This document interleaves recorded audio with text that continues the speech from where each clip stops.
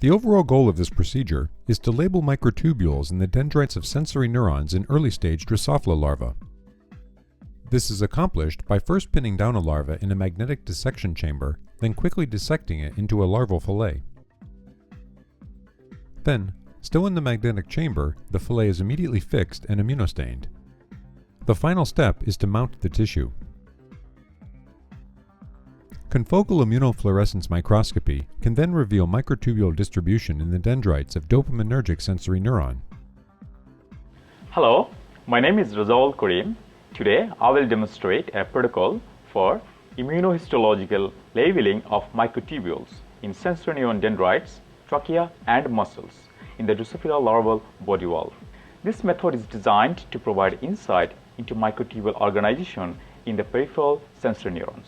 In addition, it can be applied to the study of microtubule networks in other cell types and tissues of the larval body wall.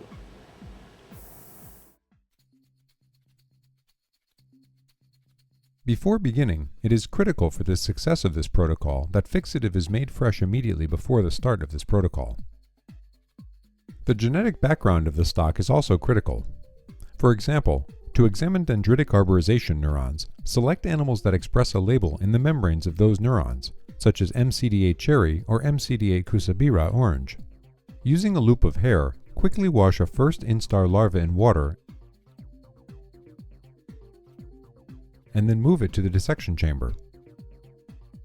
Now, to examine the ventral cluster neurons, orient the larva dorsal side up and the ventral side on the glass. To examine dorsal cluster neurons, invert the orientation. Using an insect pin, secure the anterior end near the mouth hooks. Place the pin close to the end for best results. Microtubule networks, and particularly those in sensory dendrites, will break down rapidly after the initiation of dissection.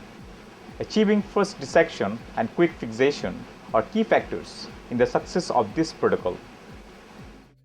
Cut the very posterior tip of the larva off with microscissors. Using forceps, grab the gut tissue poking out from the new opening and gently pull out the whole gut. Now, with microscissors, insert one blade into the same opening and cut along the ventral midline towards the anterior. Now, pin the now free posterior corners and gently stretch open the larval fillet. If required, quickly clean out the remaining internal organs, then proceed immediately to fixation to preserve the fragile microtubules.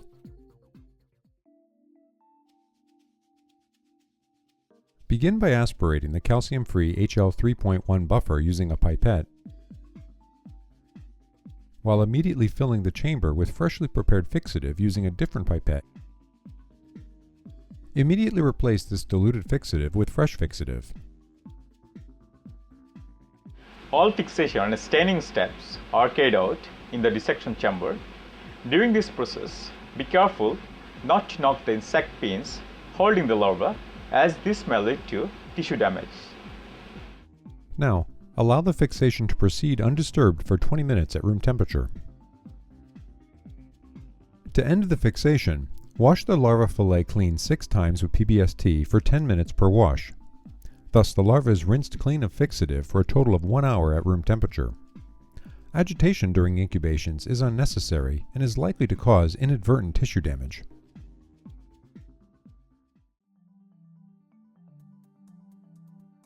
To prepare for staining, remove the last wash of PBST and block the fixed fillet by filling the chamber with 5% goat serum in PBST. Replace the blocking solution with primary antibodies diluted in 5% goat serum in PBST. The primary antibodies used are mouse anti-alpha-tubulin and rat anti-CD8, both diluted 1 to 1000. To prevent the experiment from drying out, place the chamber in a plastic container with moist tissue. Incubate the fillet in the antibodies for at least 16 hours at 4 degrees Celsius.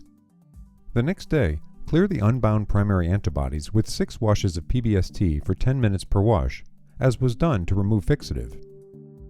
After an hour of PBST washes, add the secondary antibody solution diluted in 5% goat serum in PBST.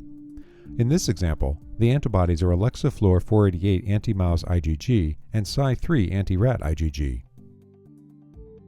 Cover the chamber from this point forward to prevent fluorophore photobleaching.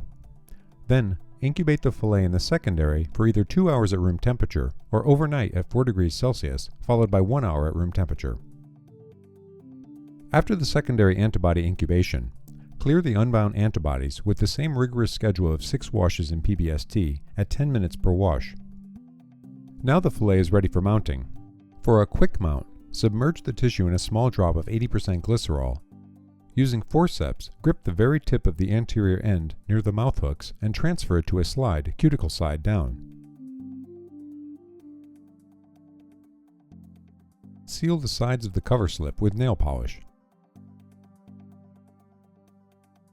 For improved tissue clearing and a permanent stable sample, mount in DPX as previously described.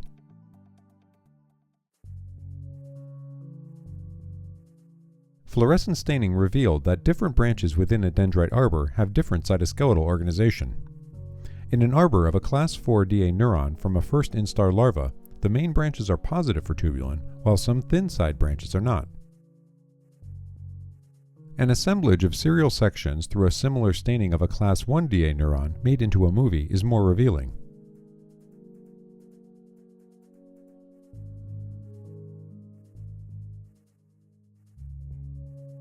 When tubulin immunostaining in surrounding tissues makes analysis of microtubule organization in neurons difficult, mouse anti-alpha tubulin can be substituted with neuron-specific mouse anti-Fuch diluted 1 to 1000. The main branches of the class 4 neurons are Fuch positive, while some thin side branches are Fuch negative. An assemblage of serial sections of body wall muscles revealed the microtubule networks in this tissue.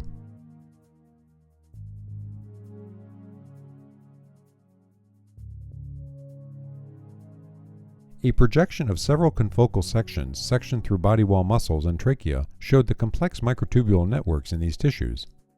Zooming in, an assemblage of serial sections through a tracheal ending in the body wall muscle revealed the intricacies of the microtubule organization.